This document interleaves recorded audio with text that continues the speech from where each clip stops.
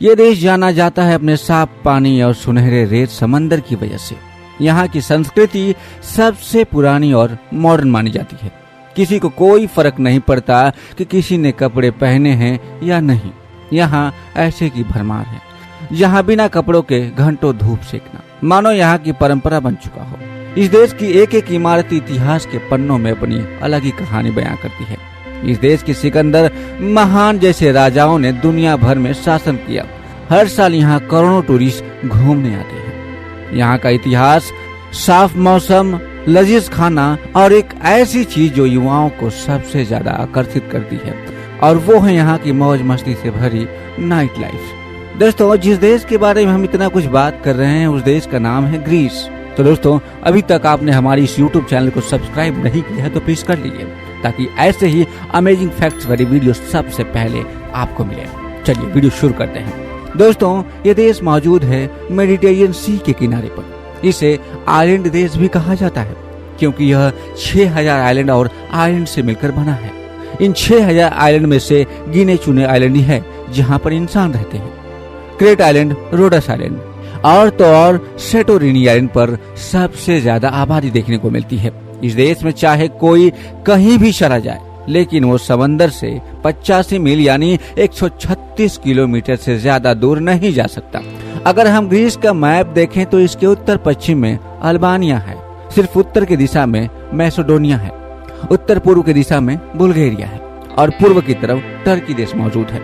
ये है देश की राजधानी। यहाँ का सबसे बड़ा और खूबसूरत शहर एथेंस, जो कि अपने आप में ही एक अलग कहानी बयां करता है। इस राजधानी में जो एक बार घूम लेता है मानो वो यहीं का हो जाता है। जहाँ एक तरफ आपको आधुनिक जीवन की एक झलक देखने को मिलती है, तो वहीं दूसरी तरफ हजारों साल पुरानी इमारतें आज भी यहाँ पर खड़ी हुई हैं। यह है एथेंस सिटी की पहचान, एक्रोपोलिस।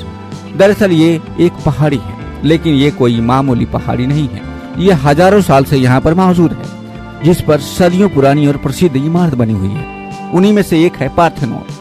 ये इसकी पहाड़ी की सबसे खास इमारत है। दरअसल यह एक मंदिर है जो ग्रीस की बेबी एथना के लिए बनाया गया था, जिसे 447 बीसी यानी ईसा मसीह के जन्म से 447 साल पहले बनाया गया था, ग्रीस की देवी एथना के सम्मान में। और यह मंदिर आज भी मौजूद है, जो दुनिया की कुछ सबसे पुरानी वास्तुकला और इमारतों में से एक है। लोग हजारों साल पहले बने इमारतों को, खंडरों को देखने के लिए पूरी दुनिया से यहाँ लोग आते हैं। आप जरा सोचिए कि आप उन सीढ़ियों पर चढ़ रहे हैं जिन पर कभी हजारों साल पहले प्राचीन ग्रीस के लोग चढ़ा करते थे। सबसे ऊपर चढ़ने पर यह मंदिर दिखेगा। यहाँ से आप पूरा शहर एथेंस देख सकते हैं। ठीक उसी तरह जिस तरह उस जमाने के प्राचीन यूनान के लोग करते थे, वो भी यहाँ से पूरे शहर पर नजर रखते थे। ये अनुभव मानो कोई टाइम मशीन के जैसा लगता है कि हम भी 447 बीसी के दौर में पहुंच चुके हैं और यूनान के लोगों के साथ हम खड़े हैं। यह वो जगह है जहां बड़े बड़े राजा और महापुरुष खड़ा हुआ करते थे। एथेंस शहर की पहाड़ियों से उतरकर जब नीचे पहुंचते हैं तो देखने को मिलती है गाजी नाम की यह जगह, जो अपनी नाइट लाइफ के लिए पूरी दुनिया भर में मशहूर है। रात होते ही यह जगह हॉट स्पॉट में बदल जाती है। यहाँ की हर गली से डीजे की आवाज सुनाई पड़ती है। सैकड़ों लोग रोड पर नजर आते हैं। जो सबसे ट्रेन में गाने होते हैं उनकी आवाजें हमारे कानों में गूंजने लगती हैं। यहाँ आपको बेहतरीन क्लब और बार देखने को मिलेंगे, जो हर साल अपना अलग अलग स्टाइल रखता है, अपना स्वाद रखता है।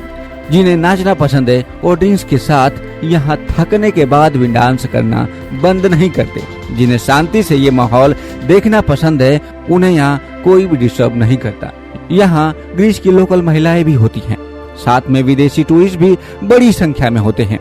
गाजी का माहौल ऐसा है कि यहाँ कुछ ही मिनटों में किसी न किसी से आपकी दोस्ती हो ही जाती है। ये जगह पार्टी करने वालों की पहली पसंद है।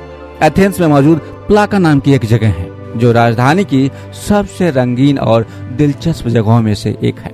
इसकी गलियों के किनारे पर बनी है इमारतें अलग अलग रंगों से पेंट हुई, जिन्हें देखकर लगता है कि किसी ने अपने हाथों से एक शानदार पेंटिंग बनाकर यहाँ पर चिपका दी हो।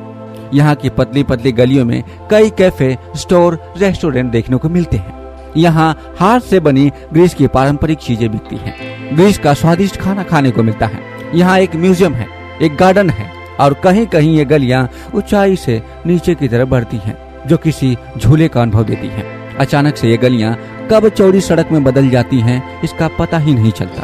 ये जगह पुराने शहरों की याद दिलाती है, जहाँ शांति है, समंदर है और पुराने जमाने की संस्कृति। ये है राजधानी में मौजूद एक और ऐतिहासिक जगह, जिसे कैंप्स ओनियन कहा जाता है। इसका एक किनारा समंदर से जुड़ा हुआ है और यह समंदर है अगियन। यहाँ एक बहुत ही प्राचीन मंदिर देखने को मिलता है, जिसे ईसा मसीह के जन्म से 440 साल पहले बनाया गया था और इसका नाम है पोसीडॉन मंदिर। यह मंदिर समंदर के देवता के लिए बनाया गया था। हैरानी की बात तो यह है कि इस समंदर के 16 खंभे हैं और ये खंभे आज भी उसी मजबूती के साथ खड़े हैं, जो लोगों को हैरानी में डालते हैं। जब एडियम समंदर से कोई गुजरता था या सफर करता था तो वो इस मंदिर में जरूर आता था और वो यहाँ पर आकर प्रार्थना करते थे ओसिडन के देवता से, ताकि वो उन्हें सुरक्षित रखे और समंदर में उनका सफर आसान बनाए।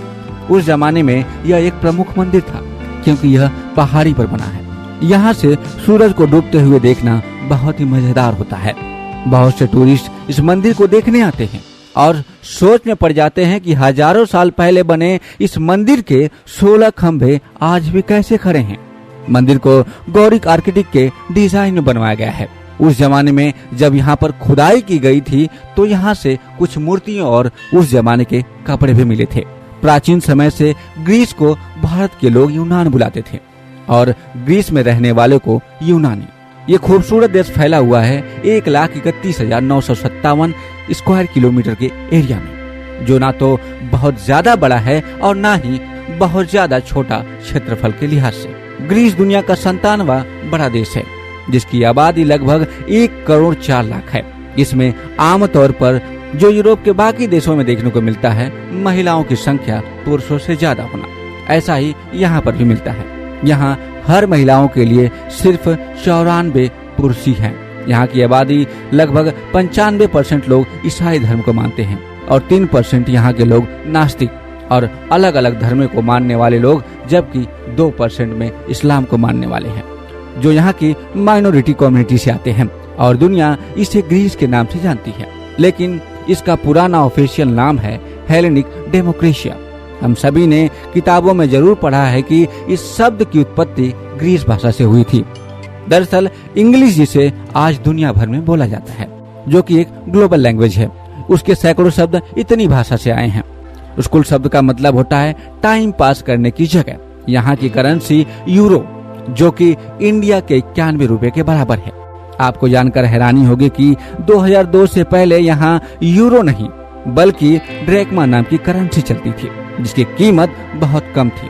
लेकिन 2002 के बाद यूरोप के कई देशों ने यूरो को अपनाया और उन्हीं में से एक ग्रीस भी है और इसी से उनके अर्थव्यवस्था में काफी फायदा हुआ।